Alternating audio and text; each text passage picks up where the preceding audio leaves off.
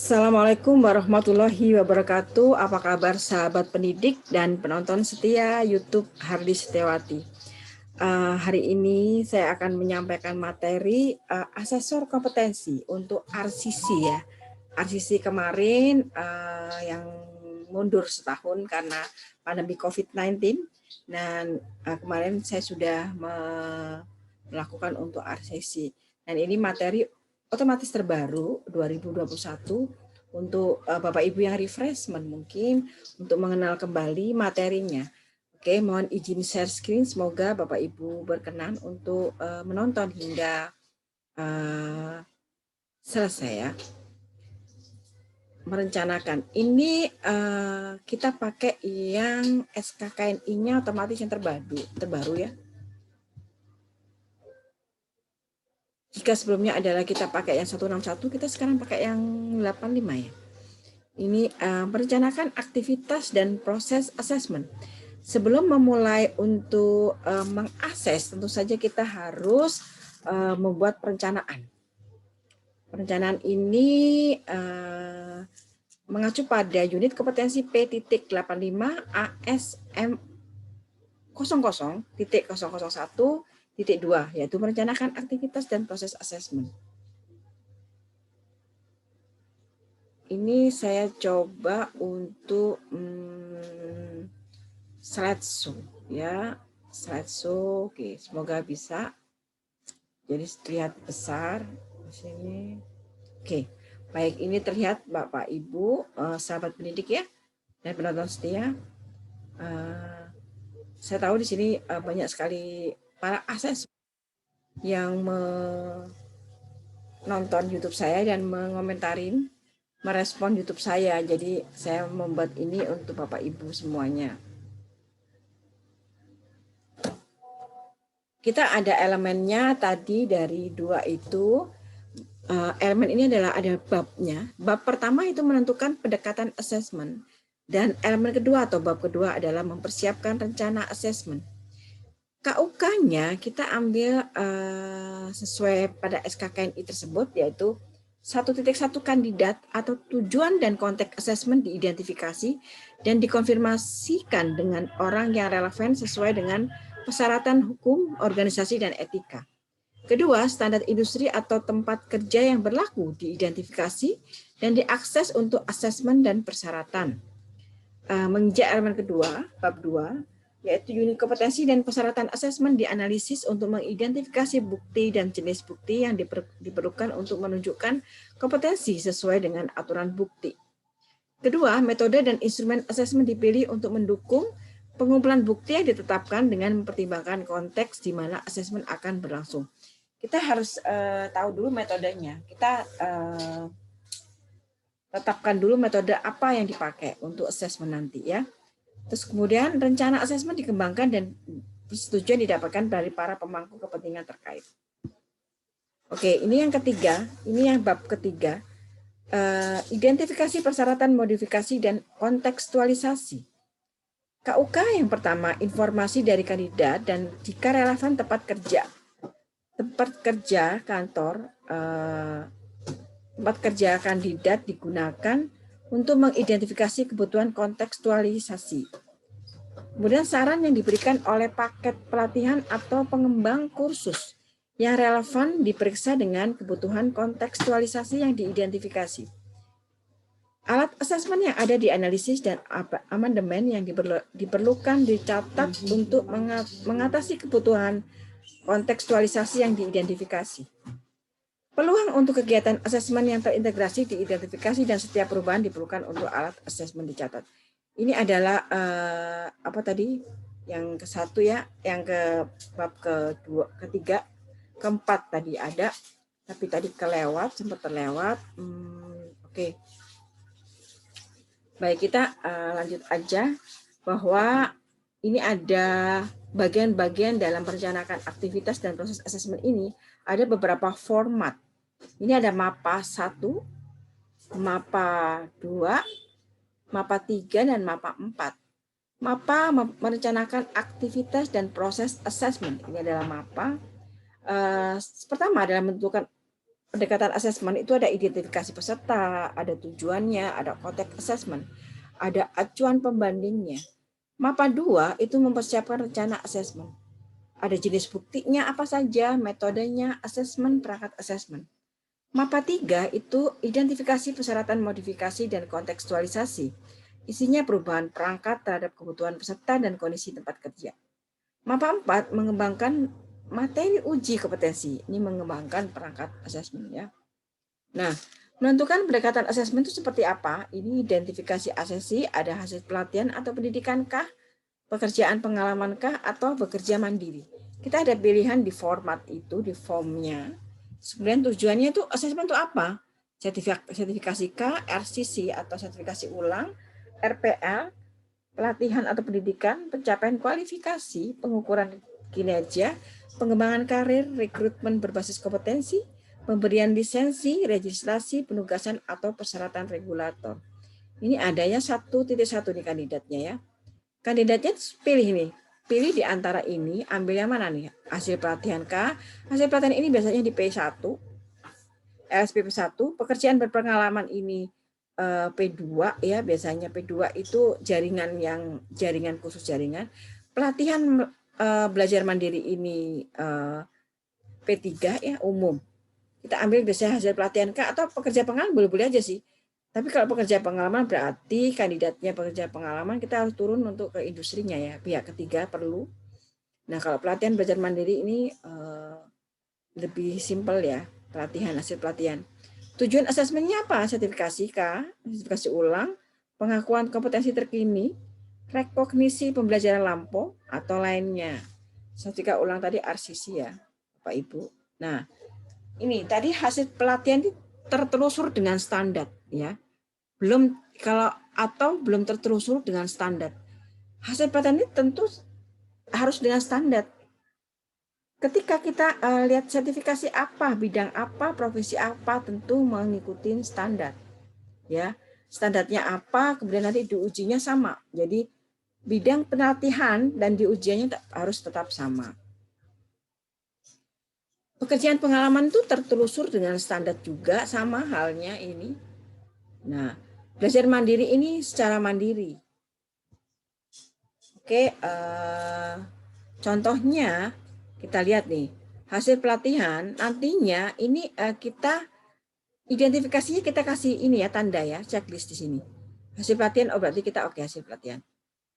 Hasil checklist, oke. Sekarang sertifikasi, oh ini untuk sertifikasi. Sertifikasi K atau sertifikasi ulang, itu kasih checklist ya. Pokoknya sesuai apa yang di sini tadi, ini kan tadi identifikasi kandidat atau asesi, kemudian tujuan assessment.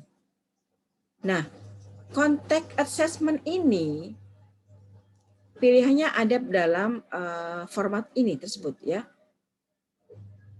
Kita biasanya tempat kerja disimulasi. Tempat kerja nyata berarti harus turun ke lapangan. Kalau ini tempat kerja disimulasi sebagai atau tempat uji disimulasi sebagai tempat kerja. Seperti itu ya. Kemudian kita lihat ada peluangnya untuk mengumpulkan bukti dalam sejumlah situasi. Terbatas hitungannya.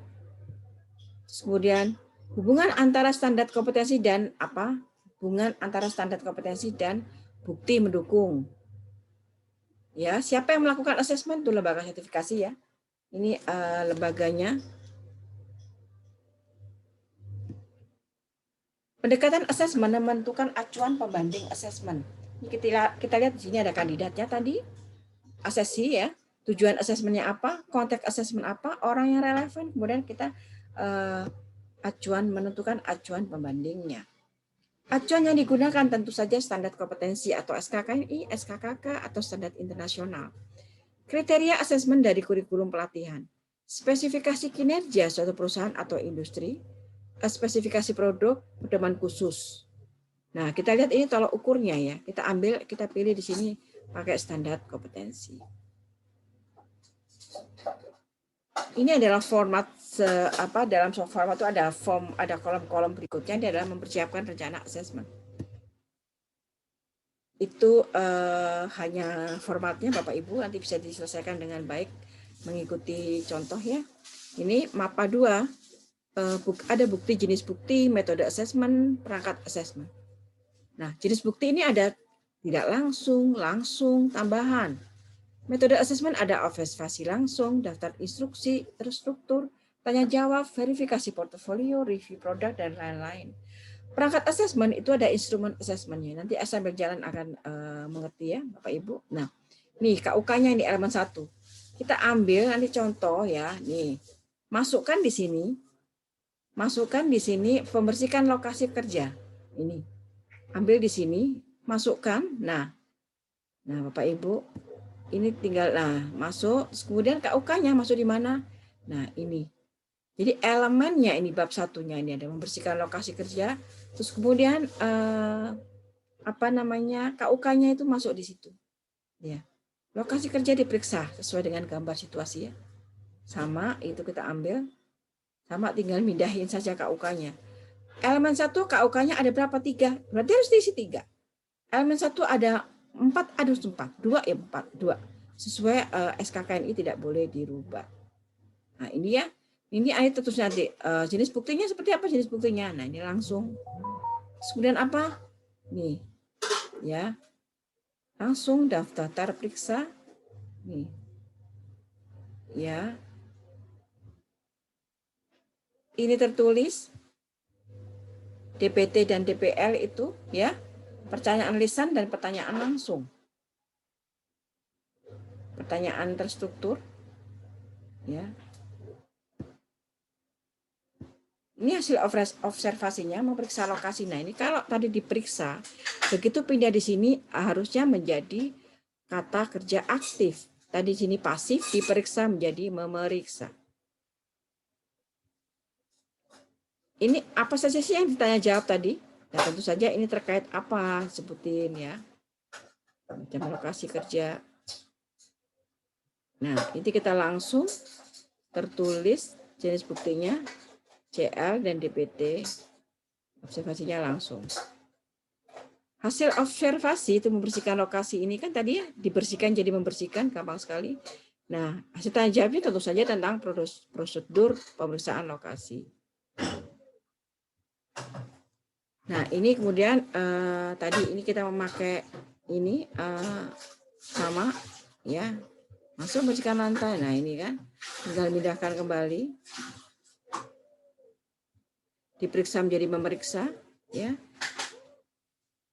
Nah, ini kalau verifikasi portofolio seandainya memakai verifikasi portofolio. Tergantung nanti asesinya, identifikasi asesinya gimana. PW ini wawancara. Ya, ini kan tadi lokasi kerja diperiksa menjadi ini memeriksa. Hasil wawancaranya seperti apa? Ini memeriksa memverifikasi portofolio ya. Terus kemudian hasil wawancara. Ini jika kita memakai tidak tertulis, tadi kan lisan ya, lisan dan tertulis ini tidak tertulis.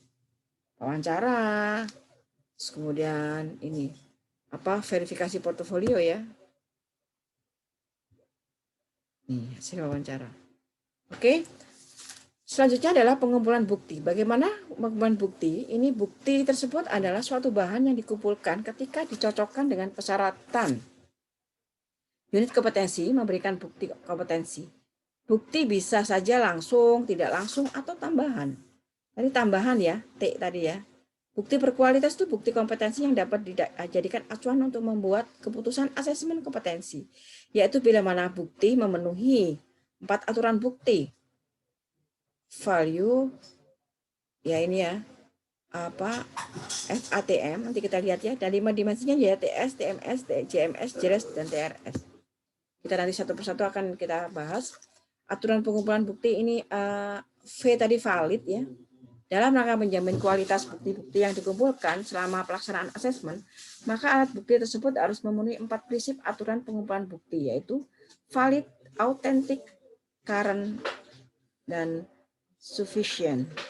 Sahih atau valid itu memperhatikan elemen dan kriteria unjuk kerja, merefleksikan keterampilan dan pengetahuan yang dibutuhkan, memperlihatkan penggunaan sebagaimana dikemukakan pada batasan variabel, mendemonstrasikan kinerja, keterampilan, dan pengetahuan yang digunakan baik pada kondisi kerja, real, ataupun simulasi. Asli atau otentik ya, otentik. Apabila bukti asesi pernah mengerjakan pekerjaan dimaksud, dapat diakui dan verifikasi, ini benar namanya asli ya. Terkini atau terbaru, ini current, apabila bukti mendemonstrasikan keterampilan dan pengetahuan terkini asesi. Apabila buktinya itu mendemonstrasikan terkini, kemudian memenuhi standar keterkinian. Memadai atau cukup sufficient apabila bukti mendemonstrasikan kompetensi setiap saat, mendemonstrasikan kompetensi secara berulang, tidak berkurang kemampuan atau persyaratan bahasa, literasi, dan numerasi ini dianggapnya cukup memadai ya. Metode dan instrumen assessment dipilih untuk mendukung pengumpulan bukti yang ditetapkan dengan mempertimbangkan konteks di mana asesmen akan berlangsung. Ya. Metode assessment nih, ada langsung, terstruktur, tanya jawab, tadi ya FP, verifikasi portofolio, dan ulasan produk. Ada terakhir ulasan produk. Observasi langsung itu kerja nyata, aktivitas waktu nyata di tempat kerja, aktivitas kerja dalam lingkungan tempat kerja yang disimulasikan, latihan simulasi dan permainan peran, proyek, presentasi, lembar kegiatan, pertanyaan tertulis, wawancara asesmen diri, tanya jawab lisan, angket, ujian lisan atau tertulis. Contoh pekerjaannya disusun oleh kandidat produk dengan dokumentasi pendukung, bukti sejarah, jurnal, atau buku catatan informasi tentang pengalaman hidup. Ulasan produk itu seperti apa sih? Ini ada testimonial dan laporan dari atasan, bukti pelatihan, pencapaian sebelumnya yang diautentikasi, wawancara dengan atasan dan atau rekan kerja.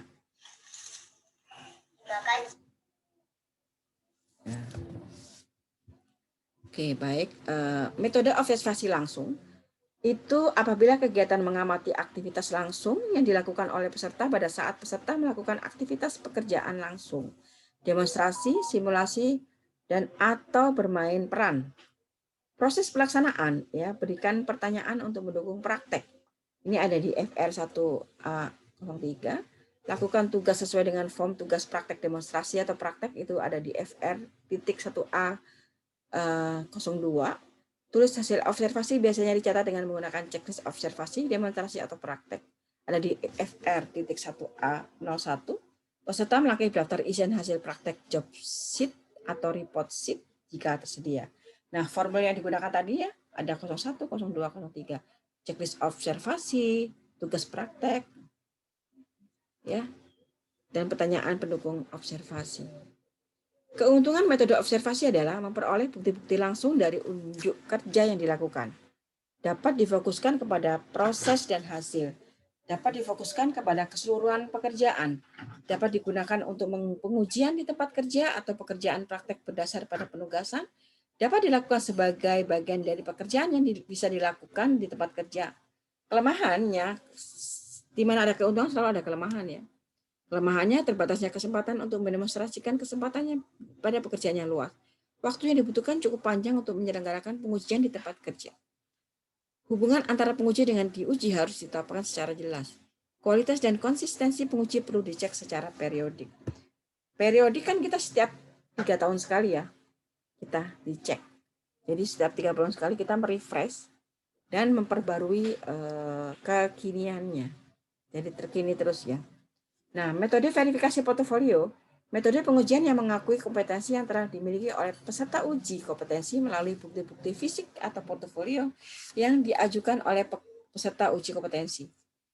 Verifikasi portofolio adalah suatu metode asesmen terhadap seseorang melalui penilaian berdasarkan kumpulan dokumen atau surat referensi kerja, surat tugas, video pekerjaan, foto pekerjaan, logbook atau logsheet, pengalaman hidup, report sheet, dan lain-lain yang terkait dengan skema sertifikasi. Proses pelaksanaan verifikasi portofolio ini menggunakan form verifikasi portofolio yang tadi FR1A08, tulisan putih-putih yang dinilai tadi ya, pada valid, asli, terkini, dan memadai pada kolom buktinya.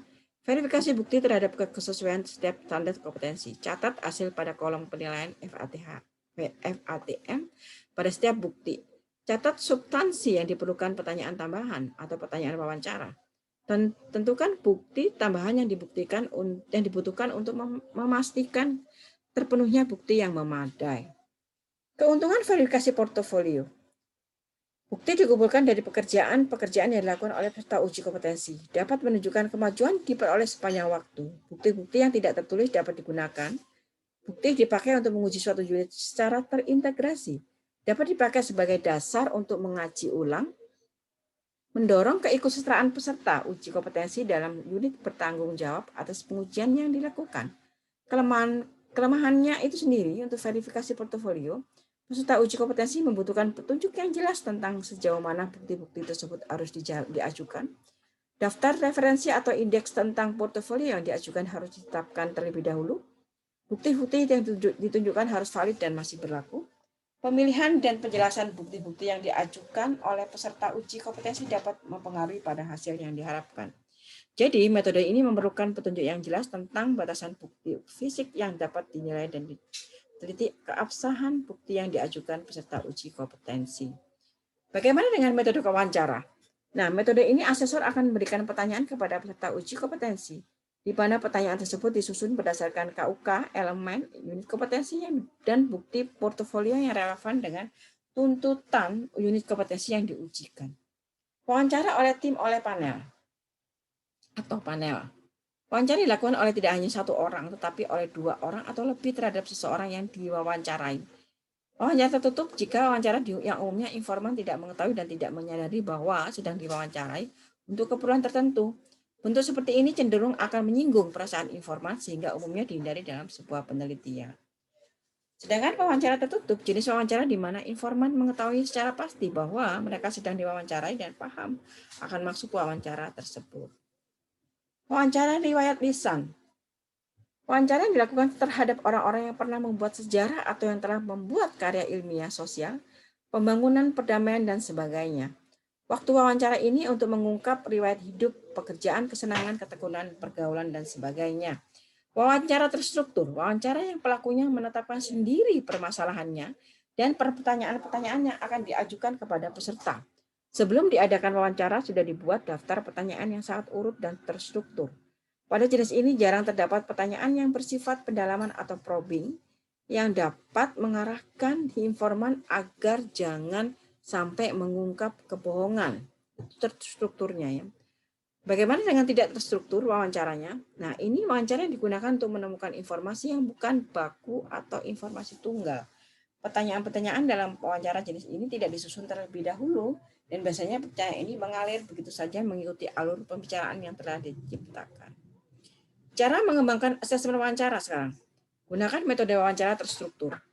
Menyusun pertanyaan berdasarkan KUK, elemen, unit kompetensi, dan bukti portofolio yang relevan. Membuat pertanyaan yang dianggap kritis sesuai standar kompetensi dan mengarah pada bukti portofolio yang relevan dengan standar kompetensi. Memastikan terpenuhinya 5 dimensi kompetensi pada skema sertifikasi. Nah, formulir ini ada khusus wawancara ya, FR.1A.09. Nah, sekarang metode tes tertulis. Bapak Ibu biasanya suka tertulis atau suka lisan? Biasanya kebanyakan suka lisan. Tapi oke, kita ketahui bahwa metode tertulis dengan menggunakan tes tulis di mana peserta menjawab semua pertanyaan sesuai dengan standar. Metode tes tertulis biasanya digunakan untuk mengukur aspek knowledge kognitif, teori Bloom pakai ya, pada aspek kompetensi. Pada metode uji atau tes tertulis terdapat 2 bagian, yaitu uji atau tes bersifat subjektif dan objektif, di mana metode tersebut dapat digunakan secara bersamaan atau dipilih dengan kebutuhan. Nah, macamnya itu ada jawaban singkat, pilihan ganda, benar atau salah, menjodohkan atau memberi tanda. Ini adalah metode tes tertulis. Nah, ini formulir yang digunakan ini ada FR1A05 dan ya atau 06. Tertulis pilihan ganda atau tertulis esai. Nah, cara membuat instrumen uji tertulis, jawaban singkat ya, benar atau salah, pilihan ganda, menjodohkan, dan memberi tanda. Di modul MPA ada. Menggunakan pengetahuan yang dibutuhkan yang terdapat pada panduan penilaian atau asesmen yang sesuai dengan standar kompetensi pilihan asesi. dan atau menggunakan KUK pada setiap elemen kompetensi yang sesuai dengan standar kompetensi pilihan asesi. Memastikan adanya dimensi kompetensi untuk setiap pertanyaan dan atau pernyataan yang terdapat pada metode asesmen dan peringkat asesmen yang digunakan. Keempat adalah gunakan form pertanyaan tertulis. Nah, bagaimana dengan proses pelaksanaan tes tulis itu sendiri? Nah, menggunakan form pertanyaan tulis, buat pertanyaan bagian pertanyaan, buat kunci jawaban pada bagian jawaban juga, peserta menjawab sesuai nomor urutan pertanyaan, buat keputusan K atau BK. Nah, metode tes lisan ini banyak yang suka, banyak yang nggak suka. Kalau nggak sukanya karena dia grogi, ya nervous gitu. Tapi oke. Pada metode ini, asesor akan memberikan pertanyaan secara lisan dan langsung kepada asesi, di mana pertanyaan tersebut disusun terlebih dahulu dan mengacu kepada unit kompetensi yang diujikan. Metode tes lisan biasanya digunakan untuk mengukur aspek knowledge atau kognitif, yaitu teori Bloom, pada aspek kompetensi. Nah, cara mengembangkan perangkat asesmen dengan metode lisan untuk menyusun pertanyaan pelajari dengan seksama dokumen unit kompetensi yang akan diujikan dan gunakan format untuk pertanyaan lisan yang telah tersedia. Identifikasi aspek pengetahuan yang terkandung dalam setiap pernyataan yang terdapat pada kriteria unjuk kerja. Ya kan? KUK-nya itu bisa dipakai untuk pertanyaan. Pilih dari pernyataan KUK yang mengandung knowledge pengetahuan dan gunakan pernyataan tersebut sebagai acuan untuk membuat kalimat pertanyaan. Nah, asesor membuat kunci jawaban terhadap soal sebagai acuan untuk menilai sejauh mana peserta uji kompetensi mampu menjawab sesuai dengan pertanyaan yang diberikan. Nah, memastikan adanya dimensi kompetensi untuk setiap pertanyaan dan atau pernyataan yang terdapat pada metode asesmen dan perangkat asesmen yang digunakan.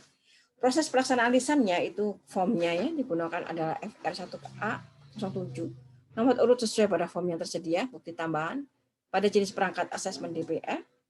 Buat pertanyaan di kolom pertanyaan, buat kunci jawaban pada kolom yang diharapkan, tanyakan kepada peserta sesuai nomor urut pertanyaan, rangkum jawaban peserta dan masukkan ke dalam jawaban yang diharapkan. Selanjutnya baru dinyatakan BK atau kompeten. Belum kompeten atau kompeten. Nah, identifikasi persyaratan modifikasi dan kontekstualisasi. Ini mengidentifikasinya bagaimana? Ini dengan karakteristik sesi. Ya. Karakteristiknya sesi apa seperti apa? Jika ada tuliskan misalnya kebutuhan khusus ke apakah. Nah, kebutuhan kontekstualisasinya apa kebutuhannya? Saran yang diberikan oleh paket pelatihan atau pengembangan pelatihan apa sarannya? Ada tidak? Penyesuaian perangkat asesmen terkait kebutuhan kontekstualisasi apa? Peluang untuk kegiatan asesmen terintegrasi dan mencatat setiap perubahan yang diperlukan untuk alat asesmen. Nah, sekarang mengembangkan perangkat uji kompetensi ini kan ada nih tadi perangkat asesmen. CL itu apa sih? Oh, daftar periksa. DIT itu apa? Daftar instruksi terstruktur. Pakai apa aja nih formatnya aja kan? Daftar periksa ini pakai 1A, 1 checklist observasi, ya, tugas praktek demonstrasi, pertanyaan pendukung. Sedangkan daftar instruksi terstruktur itu ada tetap CO juga, kemudian penjelasan singkat proyek terkait pekerjaan. Verifikasi portofolio ini ya ada sendiri formatnya. DPL juga ada formatnya sendiri, daftar pertanyaan lisan. DPT juga ini tertulis itu seperti apa, ada pilihan ganda atau esai. PW itu wawancara ya, wawancara. Kalau verifikasi pihak ketiga tentu saja harus ada bukti pihak ketiga. Dan kemudian checklist ulasan produk. Nah, ini kita lihat ya. Skema sertifikasi itu apa sih? Ada KKNI, ada okupasi, dan ada klaster. Ya. KKNI berapa? Okupasi apa pekerjaannya? Klasternya klaster itu bagian dari apa? Gitu. Bagian dari mana skema itu? Nah, jenis bukti ada langsung, tidak langsung, ada tambahan. Nah, standar asesornya ini harus memang tiga unit ini. Perencanakan dulu. Ini sekarang perencanakan ya. Terus kemudian melaksanakan asesmen, baru memberikan kontribusi dalam validasi asesmen. Ya, kita buat perencanaan dulu, terus untuk proses asesmennya, baru melaksanakan hari-harinya, baru kita memberikan rekomendasi itu kontribusi dalam validasi asesmen. Nah, ada 3 aspek kompetensi kita ingat bahwa skill, knowledge, dan attitude ya. Jadi pengetahuan, ada keterampilan dan sikap. Aturan bukti kita tahu valid, asli, terkini, dan memadai. Prinsip assessment ada valid, reliable, fleksibel, dan fair.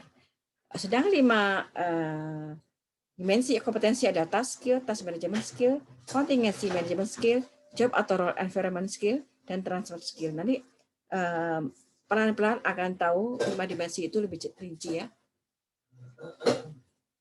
Nah, ini kegiatan assessment ya. Ada instruktur, perangkat assessment, dan kondisi assessment ini. Kegiatannya berarti kita checklist ada semua. Informasi tertulis dituliskan secara tepat. Kegiatan assessment membahas persyaratan juga ini. Oke. Jadi Bapak Ibu untuk awal dari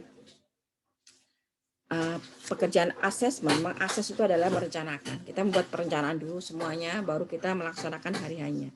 Jadi Bapak Ibu selanjutnya akan kita membuat pelaksanaan asesmen untuk unit berikutnya ya. Sampai ketemu. Terima kasih. Mohon maaf lahir batin jika ada salah kata. Sampai ketemu di yang selanjutnya, unit selanjutnya.